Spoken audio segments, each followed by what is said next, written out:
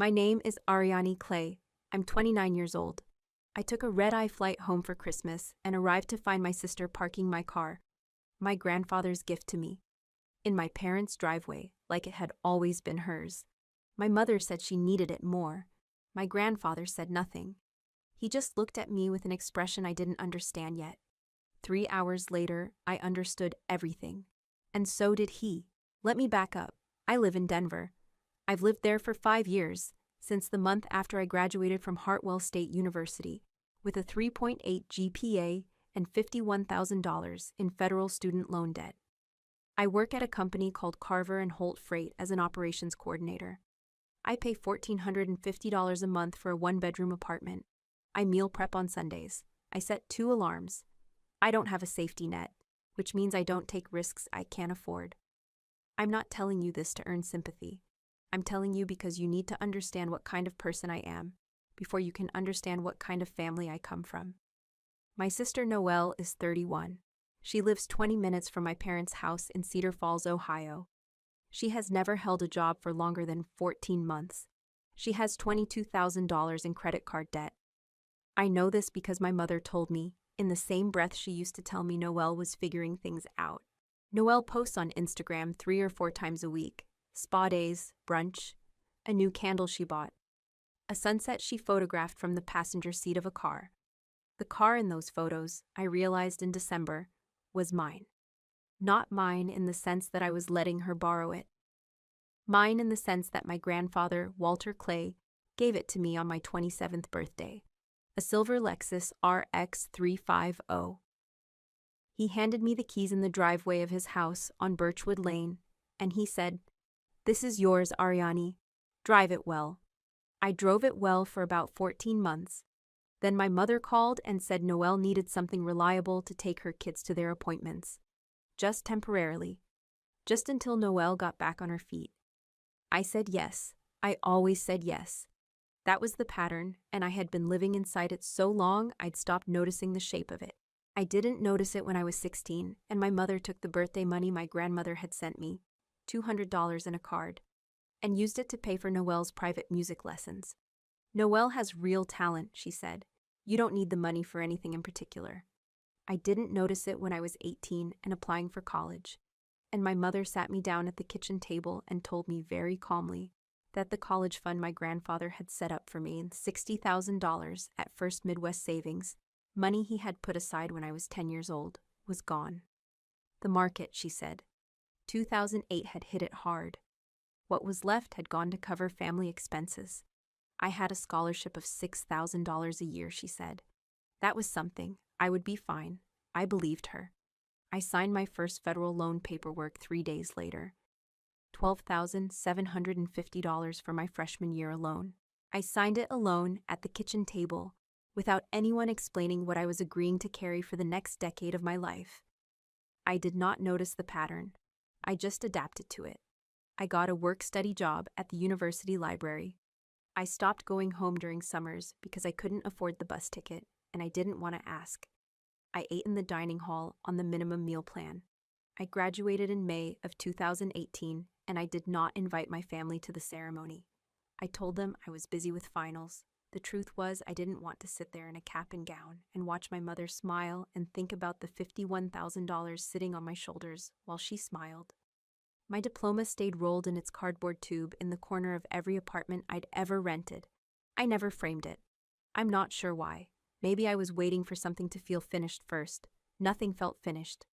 I just kept paying. Then, on the evening of December 20th, my grandfather called me. Not through my mother, not a message relayed through a family group chat. He called my cell phone directly, and when I picked up I heard his voice, steady and careful the way it always was, and he said, "Ariani, can you come home for Christmas? I have something I want to give you. It's been too long since we talked properly." He said, "talked properly." I remember that phrase. I sat with it after we hung up. My grandfather was not a man who called without a reason. He was not a man who used words like properly unless he meant them exactly. I booked a flight for Christmas morning before I went to bed that night. 5 a.m. out of Denver International. Budget carrier. I paid with points because I was still paying off November's credit card balance. I did not tell my mother I was coming. My grandfather asked me not to, and I didn't question it. The Uber from Cedar Falls Regional to my parents' house on Whitmore Drive cost me $34. It was December 25th, 6 degrees below freezing, and the streets were empty in that particular way. Small Ohio towns go quiet on holidays. The driver had Christmas music on low. I watched the familiar roads go past the window and felt nothing in particular. I was too tired for feelings. I'd been awake since 3:30. The car pulled up to 14 Whitmore Drive, and I saw two things simultaneously. First, the silver Lexus, parked in the center of the driveway, not pulled to the side, not in the garage, parked right where I used to park it when I still drove it, like it belonged there, like it had always been there. Second, the license plate. Ohio plates, but not my plates. Different number entirely. OHK 4419. I knew my plates the same way I knew my own handwriting. These were not them. The car had been re-registered. This was not a loan. This was a transfer. I had figured this out in November, actually. I'd called the Ohio DMV and asked about the vehicle status. It took 3 weeks to get the answer. The answer was that the 2022 Lexus RX 350, which had been registered to me, was now registered to Noel R. Clay. The transfer had been processed 9 months earlier. 9 months. I had been in Denver, paying my loans, meal prepping on Sundays, setting 2 alarms, and in Ohio, my car had been legally transferred to my sister's name without a single phone call to me. I paid the Uber driver and pulled my carry-on out of the trunk. Noelle was standing on the front steps, phone in hand, not looking at me. She was wearing a coat I didn't recognize, expensive-looking, camel-colored, and she had the Lexus keys on a lanyard around her wrist. On the lanyard was a small keychain in the shape of a Christmas tree. I had bought that keychain. I had put it on the keys myself 2 winters ago because I thought it was cheerful. She had never taken it off. I don't think she had ever looked at it closely enough to know it was there. My mother appeared in the doorway, Janet Clay, 56, wearing an apron over a red sweater, smiling the smile she wore when she was managing a situation. "Ariane, you made it. Come inside. It's freezing?" I walked up the steps. Noelle stepped aside without looking at me. I went inside. My grandfather was in the backyard. I knew because I saw him through the kitchen window when I set my bag down. This is what he always did on Christmas morning. Checked the pine tree out front, and then walked the perimeter of the yard the way people do when they need a few minutes alone with their thoughts. He was wearing his navy wool coat. He looked smaller than I remembered. Or maybe the yard looked bigger. He was moving slowly. He saw me through the glass and raised one hand. Not a wave exactly, more like an acknowledgement. I nodded back. My father, Dennis Clay, came out of the hallway, poured himself a cup of coffee, and said, "Hey kiddo, good trip?" He didn't ask about the car. He didn't ask about anything in particular.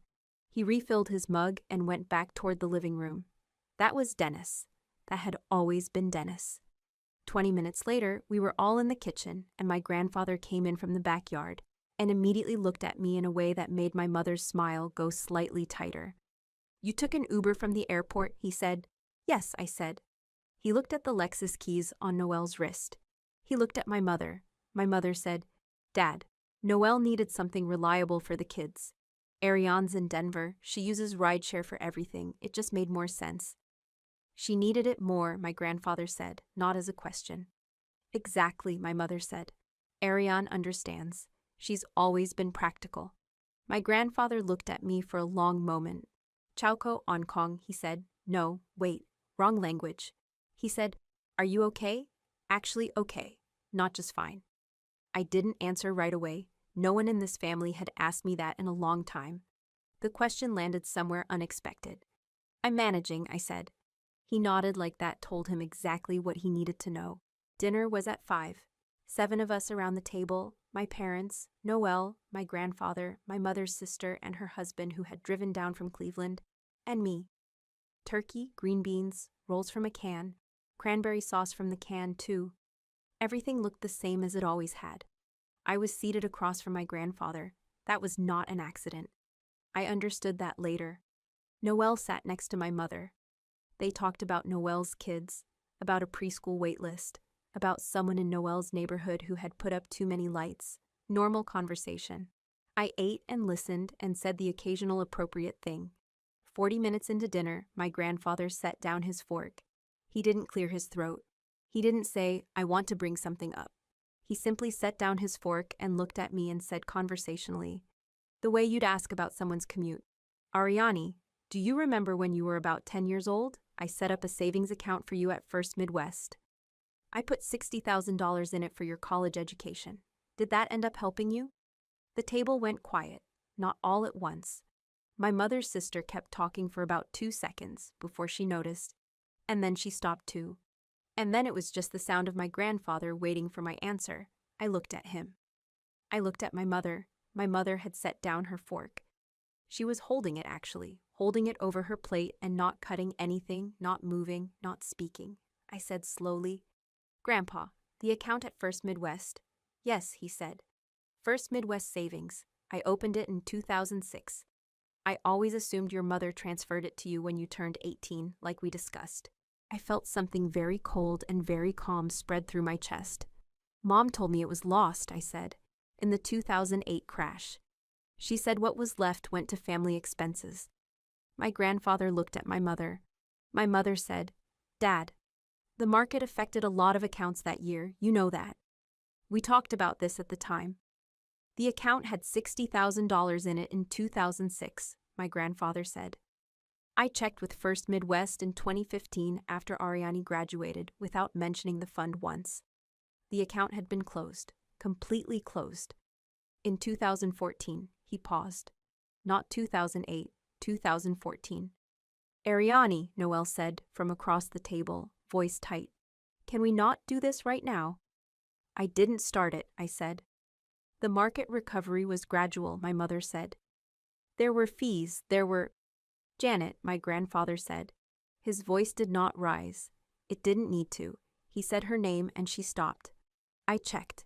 I have the records. The account was closed in September of 2014. Ariane started college in August of 2014. He let that sit for exactly 2 seconds. The timing is not a coincidence. Dennis got up from the table. He said he was getting more water. He went into the kitchen. He did not come back for the rest of dinner. "Let me get something," my grandfather said. He pushed back his chair and walked into the living room. We all sat there. My mother's sister looked at her husband. My mother looked at her plate. Noelle looked at her phone, which she had picked up under the table. My grandfather came back carrying a cardboard box, medium-sized, brown, sealed with tape that had gone yellow and brittle with age. He set it in front of me. "I've had this for a while," he said. "I think it belongs to you." I looked at the box. I looked at my mother. She was looking at the box too, and her expression had shifted into something I had never seen on her face before. Not anger, not the controlled, managed look she usually had. Something more like the moment before you realize you've missed a step on the stairs. I pulled the tape off. It cracked and came away in pieces. Inside was a manila folder, thick, the kind that gets fat from being handled over years. I opened it. On top was a bank statement from First Midwest Savings. Account holder, Ariani M. Clay. The statement was dated September 2014. I read it. Opening balance, $60,000, unchanged since 2006, which meant I registered this slowly. The market crash had not touched it. It had not been affected. It had sat there, all $60,000, for 8 years, intact, waiting. Then there was a transaction line. September 4th, 2014. Transfer out, $38,000. Memo, handwritten in the margin in ink, that had faded slightly to gray. Noelle, Crestview tuition per Janet's request. Authorization signature, Janet L. Clay. I read the line again. I read it a 3rd time. Per Janet's request. Not per the market, not per any crash. Per my mother's request, made in writing, authorized with her signature, on September 4th, 2014. 3 weeks after I had signed my first federal student loan paperwork. I set the paper down, flat on the table. I turned the page. There was a second transaction, November 2014. Transfer out $22,000 to Clay Family Joint Checking. Balance remaining, 0. The account had not been slowly eroded, it had been emptied. Deliberately, in 2 transactions, over the course of 10 weeks. Every dollar my grandfather had saved for my education, gone, before I had finished my first semester. That's my handwriting, my mother said, from somewhere that felt far away. But you have to understand. Is that your signature? I asked. She didn't answer. Mom, my voice was very steady. I was a little surprised by that. Is that your signature on the authorization line? I did what I thought was best for this family, she said. Noelle needed $38,000 for a school she left after 2 semesters, I said. And I needed $60,000 that you told me was gone because of a market crash. And instead I signed $51,000 in loans that I have been paying back for 5 years. Ariane, you were always the capable one, she said. And there it was. The sentence she reached for every time. The sentence that was supposed to make the accounting balanced. You were always going to be fine on your own. Noelle needed more support. That's not a financial strategy, I said. That's a preference. You don't understand what it was like to watch your sister struggle. She was struggling because she chose to leave school, I said, with money that wasn't hers. Noelle set her phone face down on the table. You know what? She said. You act like you had it so hard, but you've got a good job, you live in Denver, you've got your whole life figured out. What did you actually lose? Mom just balanced things out a little. The table was very quiet. Balanced things out. She knew. She had known. She had known where the money came from, or at least known that what she had gotten wasn't hers. And she had filed it away under balanced and moved forward. She was not ashamed. She was not uncomfortable being caught. She was annoyed at being inconvenienced by my knowing. Noelle, my grandfather said. She looked at him. He did not say anything else for a moment. He just looked at her with something that was not anger and not disappointment exactly. It was more like finality, like a door closing very quietly. Then he looked at my mother. Janet, he said, I want to tell you something, and I need you to listen. My mother pressed her lips together. I have known since 2015 that something was wrong, he said. When Ariane graduated and never once mentioned the account, I started asking questions. I called First Midwest. I found out the account was closed. I hired Gerald Novak to look into it. He folded his hands on the table. Gerald found the records, the authorization, the dates, all of it. My mother's sister made a very small sound. I did not confront you then, my grandfather continued, because I wanted to be certain, and because part of me hoped I was wrong. He exhaled slowly. I was not wrong. Dad, I'm not finished. He wasn't loud. He didn't need to be. In 2021, I had Gerald set up a separate trust account in Ariane's name. I funded it with $60,000 from my personal savings, plus interest. The total is $74,500. It has been sitting there for 4 years, waiting for tonight. He reached into the inside pocket of his navy coat and placed a white envelope on the table in front of me. It had the logo of Novak and Associates embossed on the upper left corner. That is yours, he said. No conditions, no transfers, no one's request but your own. I looked at the envelope. I did not pick it up immediately. I sat there for a moment with my hands in my lap, looking at my grandfather's face, and I tried to find the right thing to say and could not find it. There was too much. There was 11 years of carefully not asking questions. There was every loan payment I had made while Noelle posted pictures of her spa days. There was the diploma in the cardboard tube in my closet.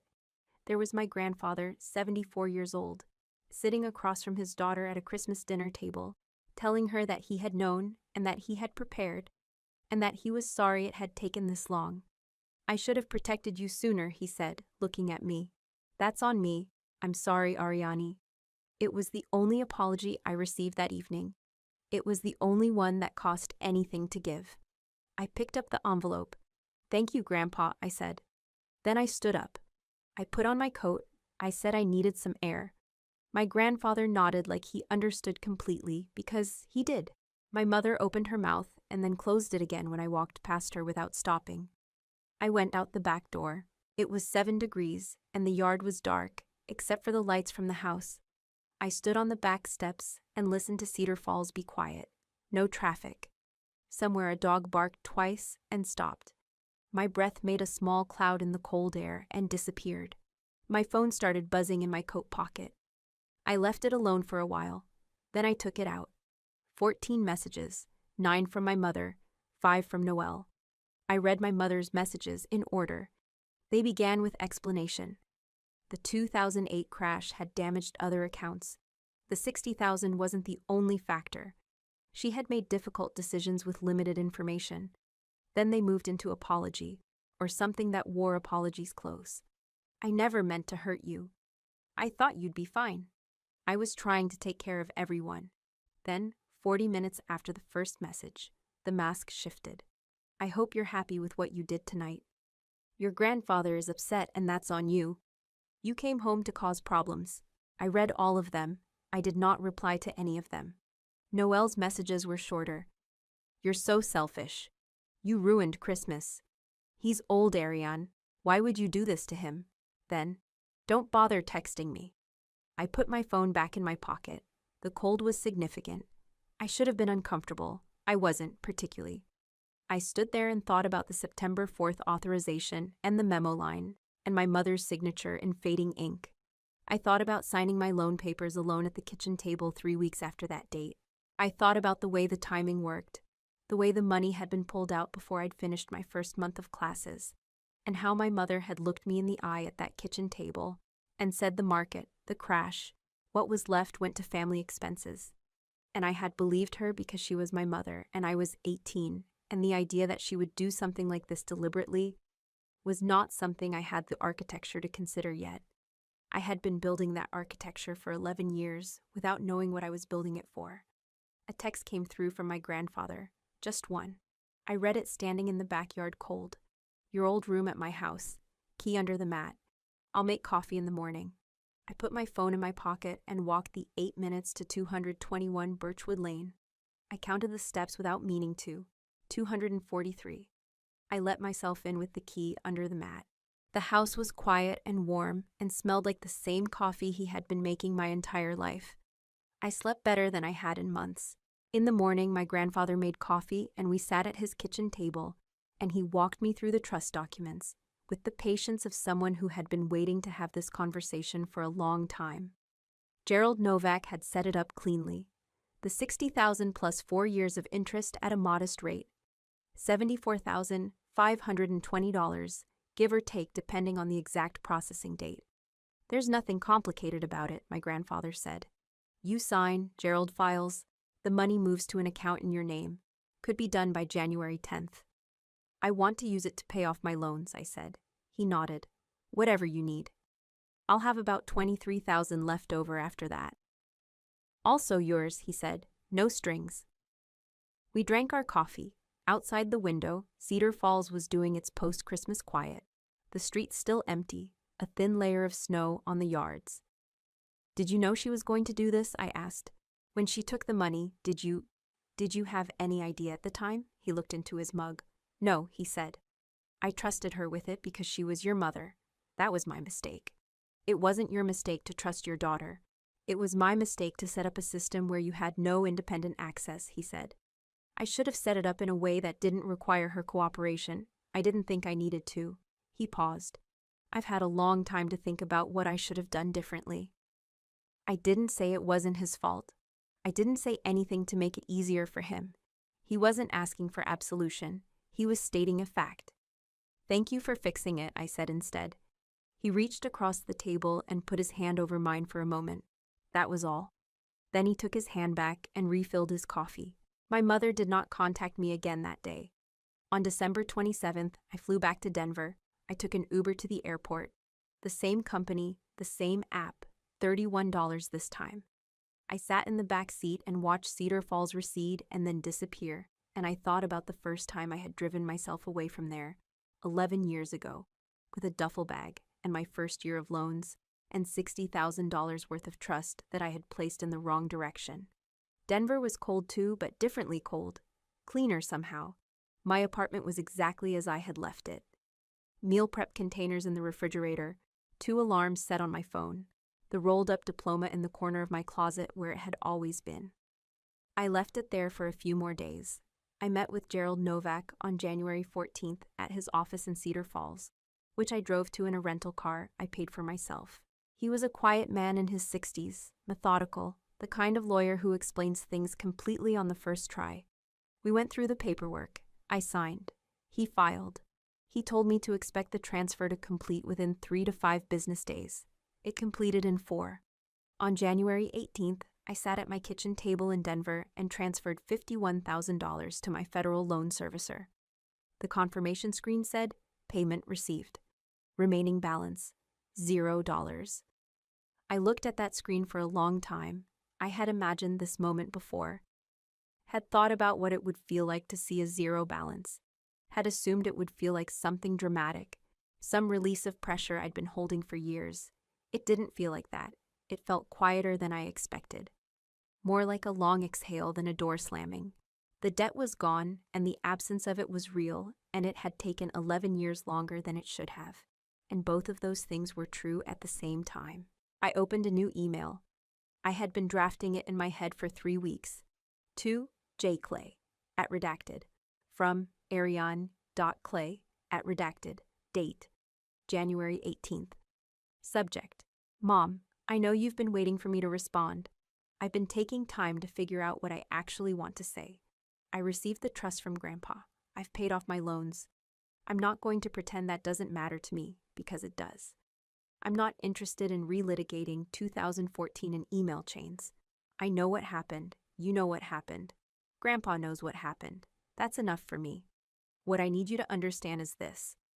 I'm not available for the relationship we had before, where my needs were always the adjustable variable. That's done. I don't know what I want this to look like going forward. I'm not slamming a door. But I'm not opening the one we had before either.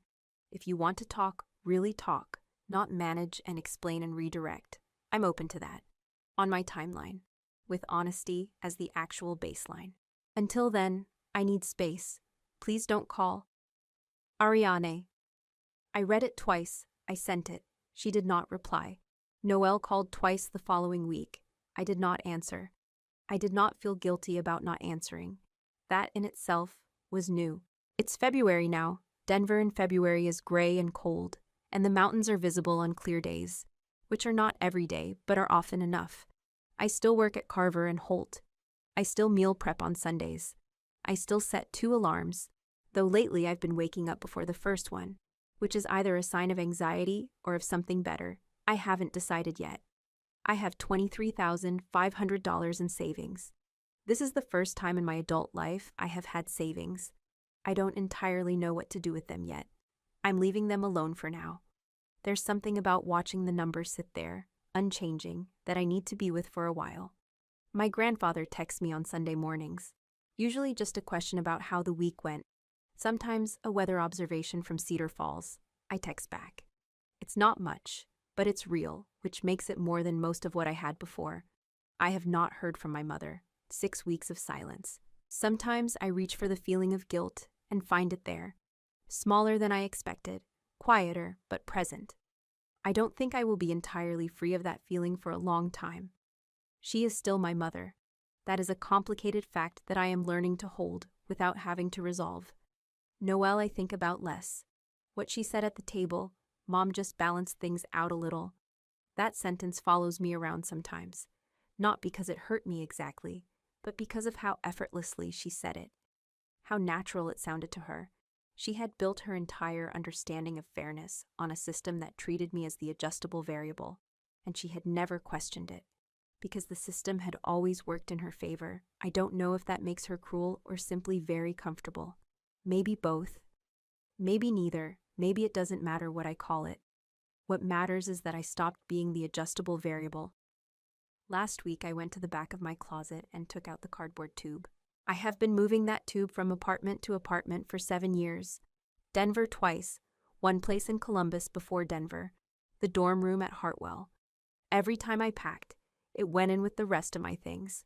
Every time I unpacked, it went back in the corner. I don't know exactly why I kept it so accessible and so completely untouched. Maybe I was waiting to feel like I'd earned the right to display it.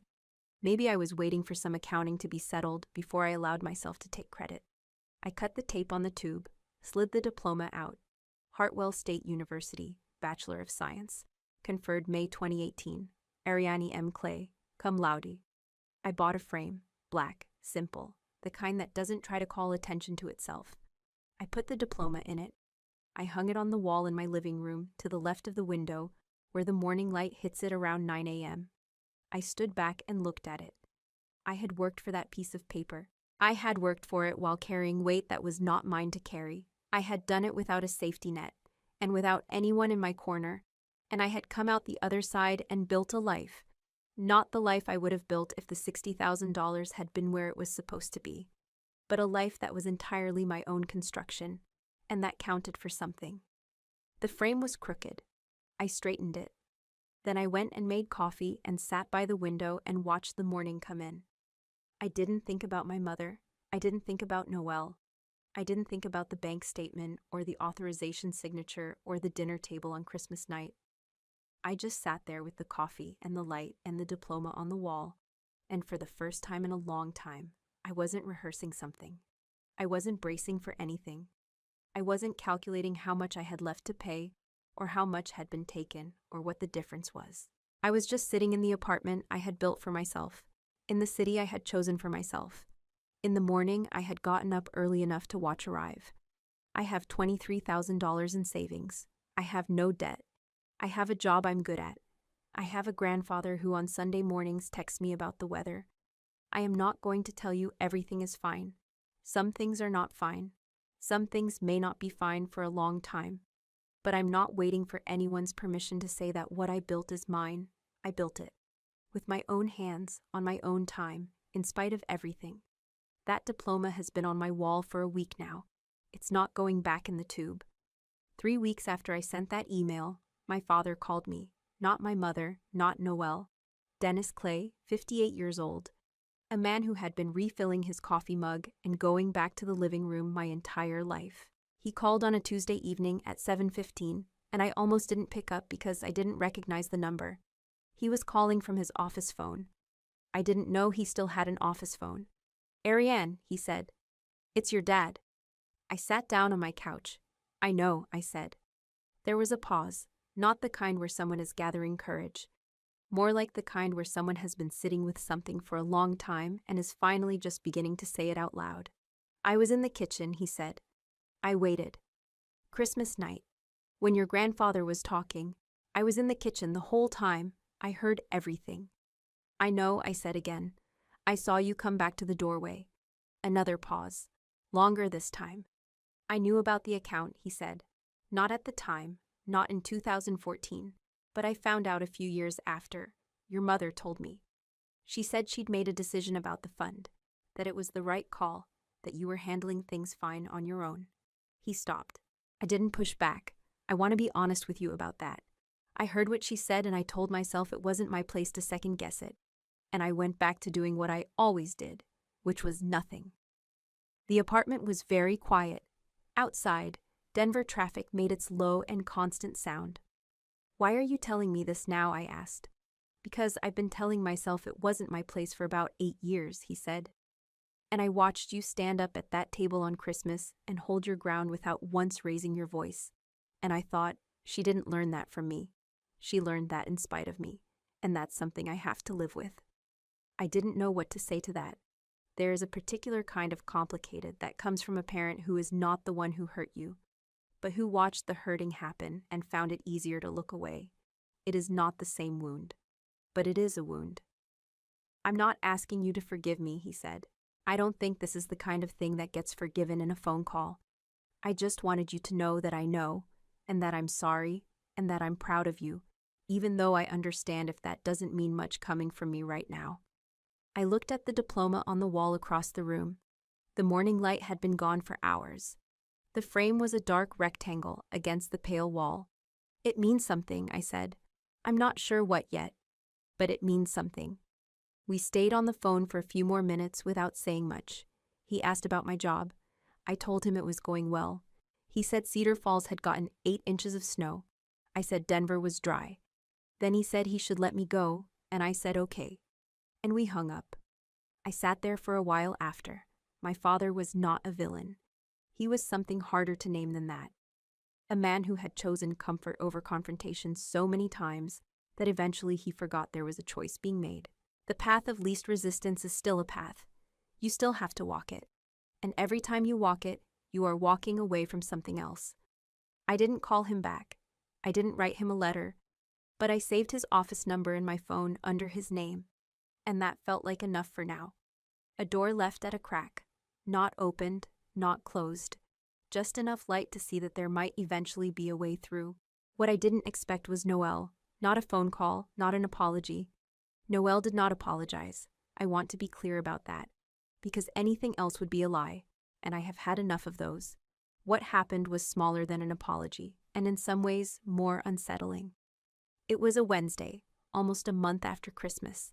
I was at my desk at Carver and Holt, working through a routing manifest, when my phone lit up with a text from a number I had muted but not deleted. Noel, the message said, I Venmo'd you $200. I know that's not anything. I just needed to do something. That was it.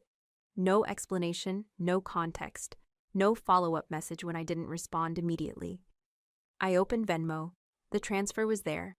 $200 from Noel R. Clay. Memo field blank. I stared at it for a long time. $200. The exact amount my mother had taken from my 16th birthday card to pay for Noel's music lessons. I don't know if Noel knew that number.